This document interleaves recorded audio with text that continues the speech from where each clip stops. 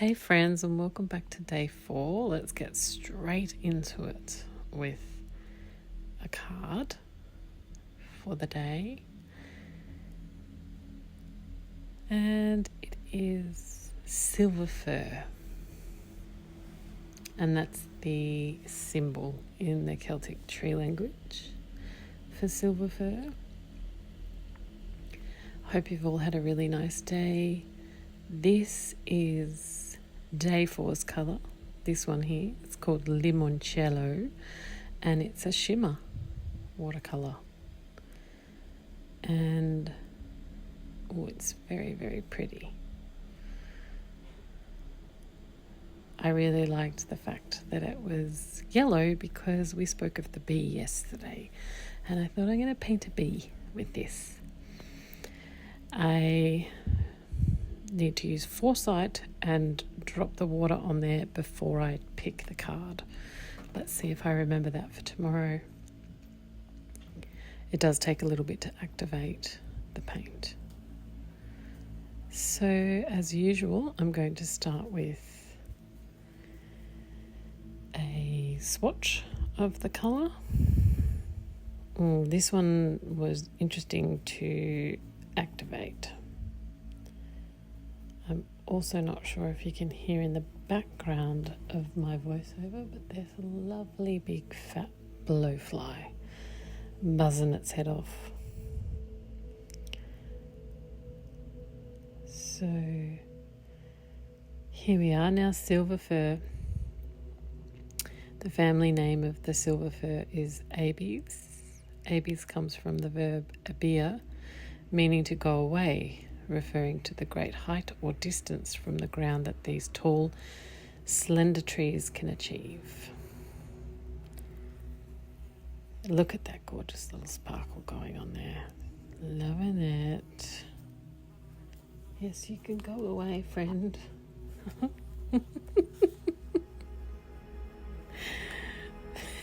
The fly can go away. Okay, so now I want to start with painting the bee. And I was really vibing a purpley colour.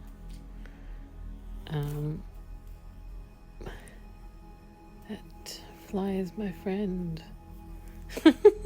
He wants to join in on the YouTube video. Anyhow, you probably can't even hear it. So yeah, I've just got a bit of water on there, and I'm trying to shape the bee out of my mind's eye, trying to think of what they look like. Nice little big fat body, little bee body.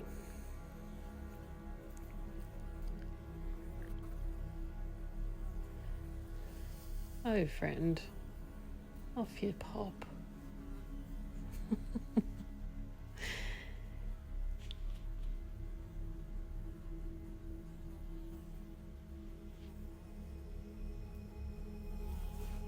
And now go in with some purple for some lines on the bee.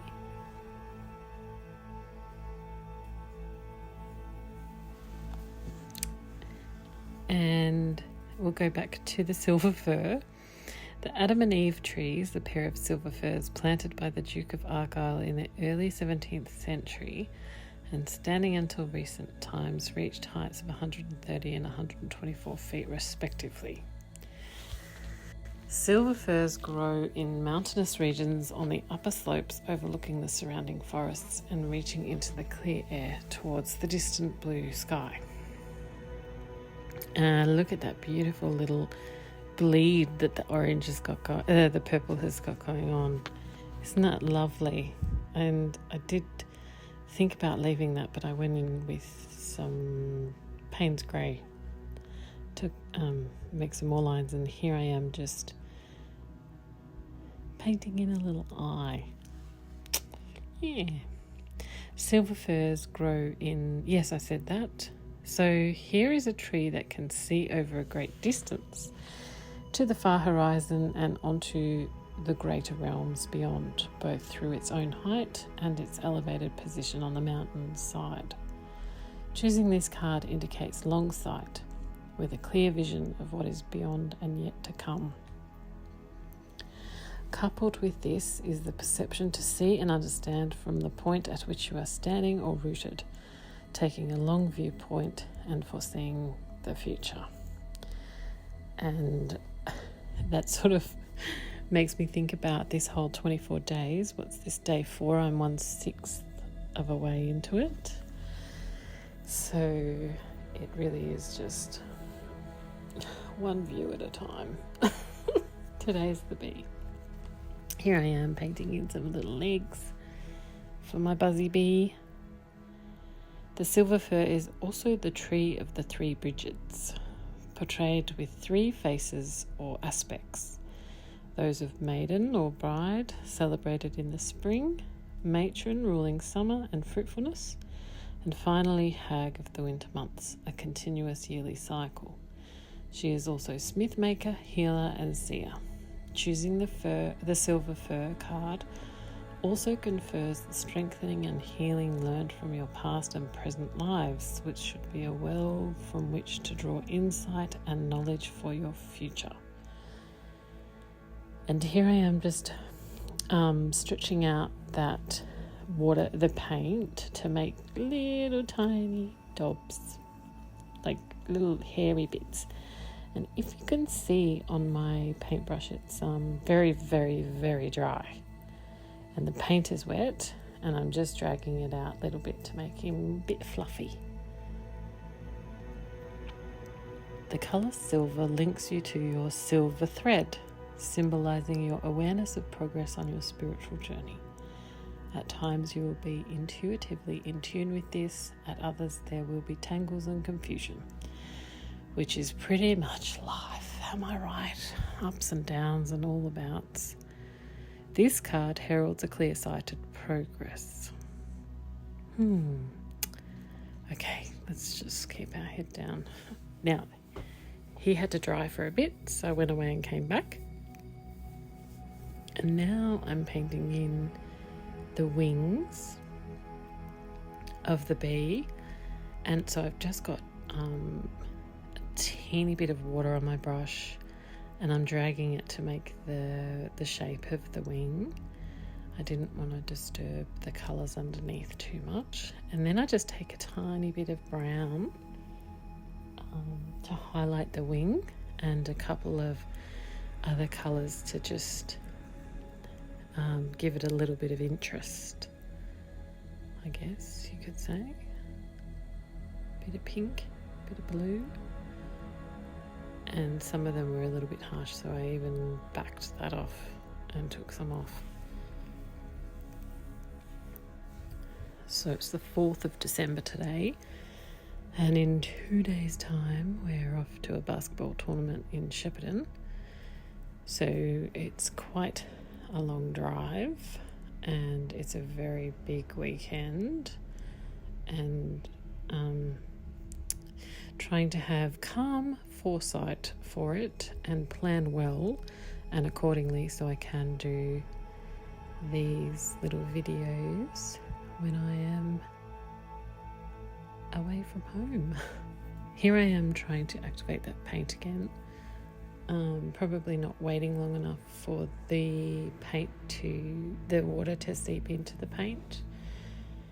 Rather impatient I am. But it's really good if you're interested in watercolour to just watch what I'm doing, playing with that paint. Like, I had water on my brush there that I took off because there's plenty of water on the paint. It just needed to be mixed more, and still enjoying that script liner brush for painting with the metallics and the shimmers, because it just holds a really nice amount and it flows really well out of the brush. So now I've just sped it up so you can see a little bit more. This is 2 times, and honestly you cannot see much yet there. It's very hard to see the yellow on top of this. However, as I continue doing this and I'm watching myself paint it again, I am thinking about, hey, what about doing another bee? I really like the colours actually. What about trying, another bee that's a little bit more detailed and has a little bit more depth with the colours, and then finally overlaying the shimmer on top, because you'll notice soon once I've done all of this, I go in with some Payne's Grey to give it some more depth. But I think if I went in with a bit more purple and then a bit more Payne's Grey to make more fluffiness, and then used the shimmer as the highlight at the end. I just gave him a little stinger there. He's a bit of a cutie, this one. Yeah, I think that would be really great. One thing I'm not working on at the moment, but it is something that I would like to develop with my art, is painting my insects and my fantasy butterflies into a landscape scene, into a forest scene, into a magic scene, because all I do really is like these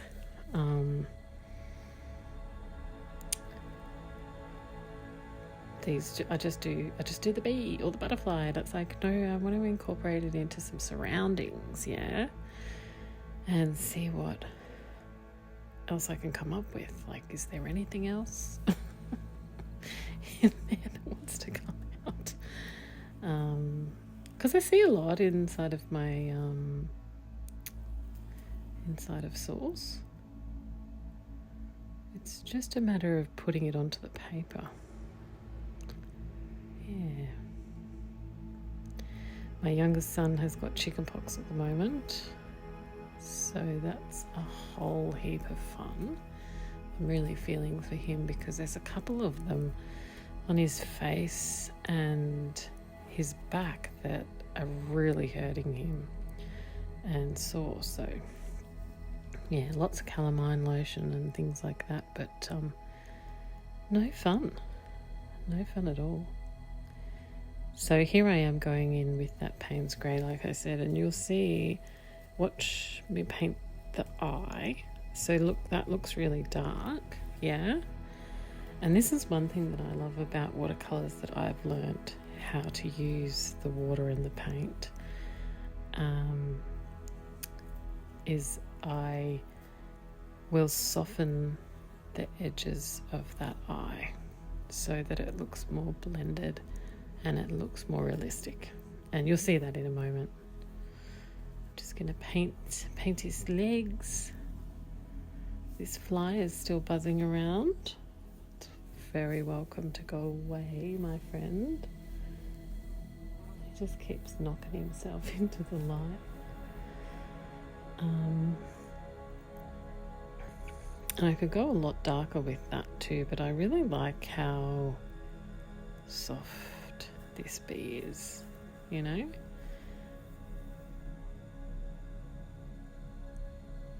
Again, I really love being able to move the paper around.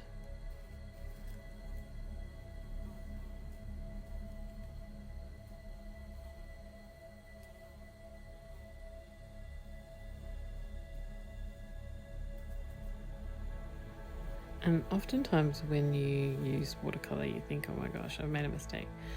But it's surprising how forgiving it can be if you get water onto it and lift it straight away, if you've got like a tissue or something. But here I am, and what I'm doing is I'm just trying to make that line around the eye as thin as possible. And you can push the paint to the edges very well if you've learnt how to use the water on your brush, which is very cool.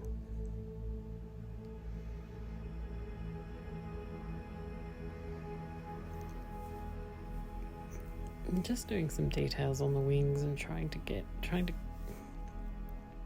I guess show it off. And then I made that mistake, which I thought was a bit dark. But remember, done is better. We're just practicing. Calm down, babes. All is well. He's looking pretty cute. He is looking pretty cute, I reckon.